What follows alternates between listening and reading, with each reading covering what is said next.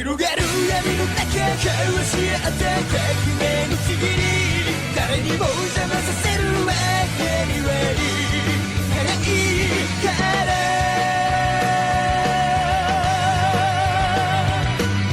Today, I am reviewing Death Note, and Death Note takes place in modern-day Japan, where a high school student, Light Yagami, is fed up with the world's injustice, and one day finds a notebook that fell out of the sky that states, if you write a person's name in the notebook, they will die within 40 seconds. Of course, at first Light didn't believe this, and one day sees a criminal on television that held a couple of students hostage in a school. He decides to test out the notebook on the criminal, and to his surprise, ends up killing him. So Light decides to take on the persona Kira, and to use the notebook to rid the world of evil, and to bring forth a new world which he can control. The police start to take notice of this and go to the world's best detective, L, for help, who takes the case very personally to find and put an end to Kira forever. So before I start talking about the show, I want to let you know that I am not going to spoil anything from the show. I noticed that a lot of Death Note reviews out there do spoil everything in the show because they just can't find a way to talk about the show without spoiling it, but I am pretty good with not spoiling anything in my reviews, so I am not going to spoil anything. So I had always heard of Death Note. This was one of the few first animes that everyone always talked about how great it was and everything, so I decided to finally check it out. It was one of the first animes that I watched. So first, let's get to the characters. We're going to start first with the main character, Light Yagami, who is also known as Kira. I'm going to probably get flack for this. I actually despise Light. Throughout the whole show, I wanted the police to catch him. See, the thing is, I usually like antagonists or, the bad guys of the show or movie or whatever, but this time, I have to say, I hated him. I think the thing I really did not like about Light the most is that he thinks that he is better than everyone else. I find him very despicable. The way he just thinks is very maniacal. I just can't deal with the smart mouth type of character. It's just so cocky in the way they hold themselves and the way they think and talk. And they think they're always going to win no matter what. So that's probably the reason why I don't like Light very much. I do understand his intentions, and there are some times where I think maybe the world would be better without a couple of people in it. But at the end of the day, I do not agree at all with the way Light thinks and his ideals, because even though these people, are criminals, they've done terrible things, at the end of the day, they're still human beings. Actually, I'm going to quote a little bit of Full Metal Alchemist Brotherhood. I haven't reviewed it yet. I'm going to review it soon. But it's just how, like in this show, they say, violence with more violence does not solve anything. It does not create peace. It does not lead to a better place. And it just makes everything much more chaotic. So, him being the main character throughout the whole entire show was kind of tough for me. I actually took a break from the show halfway through because I just got to a point where I just don't know if I could keep following this character. I have to say, though, that halfway through the show, though, like probably 3/4 through, I hated him. And then the last stretch, I started kind of to like him. But honestly, I think it was Stockholm Syndrome. It's like I had no other choice but to start to like him. I still hate his guts now that I'm done with the show. However, even though I did not particularly care for this character, I actually really like the voice actor. He did a great job with the role, and definitely I believed him 100% in that character. And the actor is Brad Swaley, or Swale? I think it's Swaley. Out of the conflict of whether I like the character or not, the acting was really great. Now, before I move on, there's just one part of his character that I just absolutely love, and it's that potato chip scene. I gotta talk about the potato chip scene. It makes me laugh so much. It's too much. Elle is very suspicious of all of the police's families, and he just wants to go through all of their families to make sure that he doesn't overlook them into thinking Kira is. So, they set up cameras all around the police family's homes, especially the Yagamis, who are really the ones that he was really focusing on. So they have a bunch of cameras set up in Light's room, and so he takes a potato chip bag and he has a little TV inside of the potato chip bag so he can see all of the criminals that are being mentioned on the news so he can write their names in their notebook. And it has this like amazing montage thing of him writing down the names in the notebook, and it's just like epic music. I've set things up so that criminals will continue to die over the next 3 weeks. But Elle is aware by now that Kira can control the times of death of his victims. Therefore, to avoid suspicion, Elle needs to see that criminals whose names are being broadcast continue to die while I have no access to that information. Oh, the symptoms are starting! I'm gonna show you, Elle.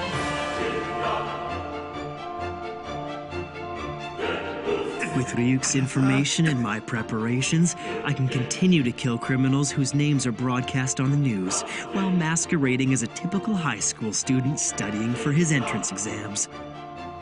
Just watch me, Elle. I'll solve equations with my right hand and write names with my left. I'll take a potato chip and eat it. That's my favorite quote from the whole entire show. There's so many great quotes, but I'll take a potato chip and eat it. It's gotta be just the best quote I've ever heard in any form of media. It doesn't make any sense, even within context. It's a stupid line, but every great movie has some sort of stupid, memorable line in it. So now I'm going to get to Elle, and Elle is my favorite character other than Ryuk in the show. I love that for the first little part of the show, we don't know how Elle looks like, so it's kind of a little bit of a mystery. He is really obsessed with finding Kira, and that's not really anything new because there are a lot of different detective stories where the protagonist is so obsessed with finding the antagonist or whoever criminal they're going after. I've seen quite a bit of movies and shows that are like that, so yeah, but I think this one is quite different in the way they execute that type of story. And like many stories with detectives, usually the people who are trying to pursue this criminal or whatever, they don't really fit in with society and are considered the oddball. And that's how Elle is like in this. And actually, I have to say that he kind of reminds me a little bit of Sherlock Holmes. I think more from the show, the BBC show, Sherlock, because in that show, he doesn't know really how to communicate with other people without, like, insulting them, or, like, Elle doesn't insult them, but he just talks in a way that is just not on the same level as everyone else, and that can, sometimes what he says can be unintentionally insulting to them. Elle is his own character. It's not a ripoff, but I just saw a little bit of similarities between both characters, and I actually really like that about the show. I think I really like it when you have someone that's just so different from everyone else, and they're just, their brains operate much more differently than other people's, and they just don't know how to really conversate with other humans. It's funny. I like the chemistry between both, Elle and Light. I thought it's very much like a cat and mouse type of show. I really like the interaction they had. I think they're very much on the same type of thinking processing. So watching them go back and forth with each other was really enjoyable to watch. And I kind of got a smile every time both of them were on screen together because it was really something quite special. The voice actor did a great job. I think the hardest thing with this character is that he's a character that doesn't get emotional about things, so I think the voice actor did a really great job of just going on a tip of having kind of like a blank face all the time, but then at points his human side starts to come through, and the great voice actor is Alessandro Giuliani, Gata from Battlestar Galactica! So the next character I want to mention is Ryuk, and he is a shinigami, or also known as the God of Death, I believe, or a Grim Reaper type of situation. He's the one that gives Light the Death Note. Well, he doesn't give it to him, but he drops it in the human world, basically. And he does this because he's very bored with his own world. And I kind of like the similarities that Ryuk and Light have together because both of them are really on the same page with being bored in their worlds. Like, Light is bored in the human world, and Ryuk is bored in the shinigami world. Just nothing really seems exciting, and I guess they're kind of destined to be together. He is just really quite fascinated with humans, and he is just there with Light to observe how humans function. So Ryuk is never bored with Light around, I think, and he really enjoys just seeing how everything plays out. He is definitely my favorite character, but honestly, the first time I watched the show and he appeared on screen, freaked me out. The way he looked, so creepy. I absolutely love the first scene when Light and Ryuk see each other for the first time. I think that scene was done perfectly, and it really made Ryuk look really scary. You've taken quite a liking to it.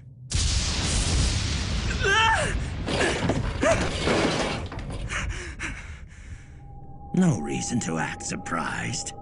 I am the Shinigami Ryuk. That used to be my notebook. Judging by your laughter, you've already figured out that what you have is no ordinary notebook. The notebook becomes part of the human realm from the very moment it touches the earth. In other words, the notebook is now yours. This is mine? If you don't want it, just give it to someone else. But if you give it away, I'd have no choice but to erase your memories of the notebook. So then, you're saying I can use the Death Note all I want and I won't be punished? Let's just say this. You will feel the fear and pain known only to humans who've used the notebook.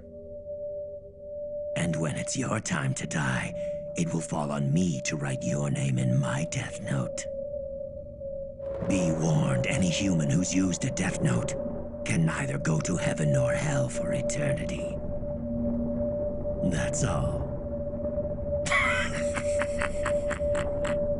The tone, the lighting, everything. I just love his obsession with apples. He's obsessed with apples like some people are with alcohol or drugs. It's just kind of funny. I did like the fact that Ryuk is very funny at times, but they didn't like return on a joke or drag it out too far. He made the joke and then went on to the next thing, whatever. But he still was able to sound serious in points and to be taken seriously. I would like to credit the voice actor. Brian Drummond really does a great job with Ryuk's voice. Makes his voice sound very scary, but can be funny at times and serious. So great acting on his part. So now I'm going to get on to the overall qualities I really liked about the show, so the positives. And first, I will say that this show is a really great psychological thriller. You really don't know how it's going to end up. It keeps you guessing. And of course, you know who Kira is from the beginning. So it's just quite interesting to see how, you know, the detectives like L and the police start to put all of the pieces together to find him. I think that the show is very well written and all the characters are pretty smart. I love the way they write, the way that Light thinks as well as L.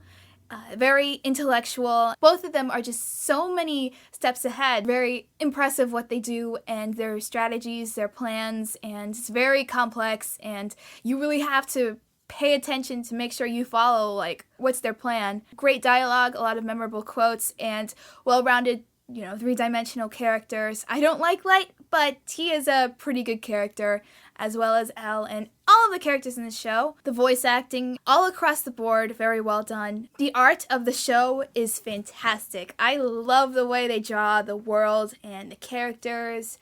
Not the same old anime type big eyes and stuff like that, and weird color hair.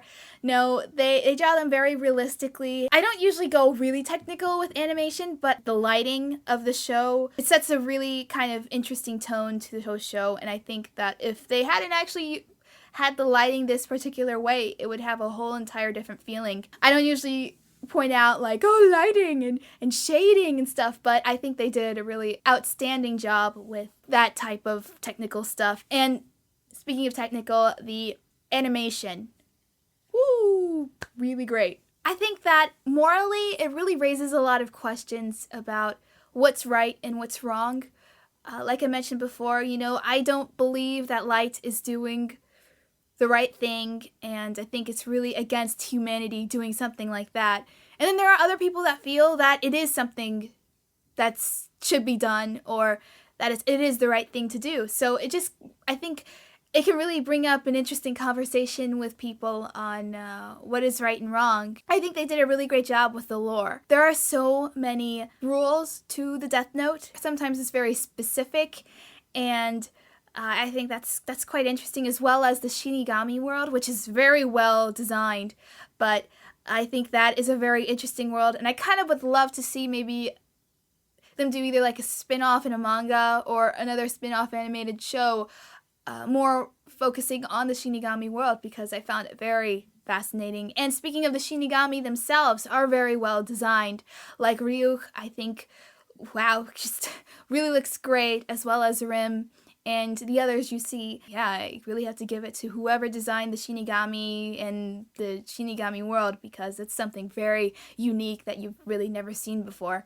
The music is pretty good, and the orchestra and the chorals are really, I think, have their own type of character in the show as well, like Cowboy Bebop. Not as much as with Cowboy Bebop, but I really could not see Death Note without the music. So now this is when we get to the negatives. The second part of the show is its biggest negative quality of it. Really what made you really invested with the first part, it kind of diminishes within the second part. There's something that happens, and I'm not gonna, of course I'm not gonna say anything, but halfway through they introduce some new characters, and they're not really interesting, and they're not unique, and they're really copying the formula of another character. It really takes away from the enjoyment of the show. I don't really like the climactic part because it just didn't feel very grand. And then there are some people that were not there all the way towards the end that really should have been there and would have made the last part much more, I think, powerful. It was still good, but it would have been so much better if they kept those characters in the show. Some minor negative things are the music can be quite overly dramatic. I'm not going to count it against it because, as I said before, it would not be the same without the music. And I think whenever the music starts playing, it is a little bit too much, but at the same time, I just smile because it just fits the tone of the show so well. Of course, Light can be a very unlikable character to some people, like me, and some people might absolutely adore him. So it's really a 50-50 thing with his character. So overall, Death Note is a remarkable experience, something very unique to anime that doesn't feel like anime, has some really, really creepy moments that really benefit what's happening on screen. The Shinigami world and the whole entire show itself is designed very well, as well as the animation is top-notch and the characters are well developed, very well written, a really great psychological thriller, and have some really complex type of writing up on par with, I'd say, something like Inception or The Dark Knight. However, towards the second part, that's where it starts to lose a lot of what made the show so great. With the characters they're introduced are just not as great as in the first part, and the ending is okay, it's good, and there are some really great points towards the end that really make it quite memorable, but otherwise I'd say that it's not a very grand ending like it deserves to be. But definitely still worth watching, and I would give it 4 stars. It took a while for me to finish it, but overall, there are a lot more that I really enjoyed about it than did not, and yeah, I would really highly suggest you watch it. So that is my review of Death Note. I hope you enjoyed it, and thank you so much for watching. Please subscribe, remember to always keep it real, and I will see you next week for a new anime review. Goodbye!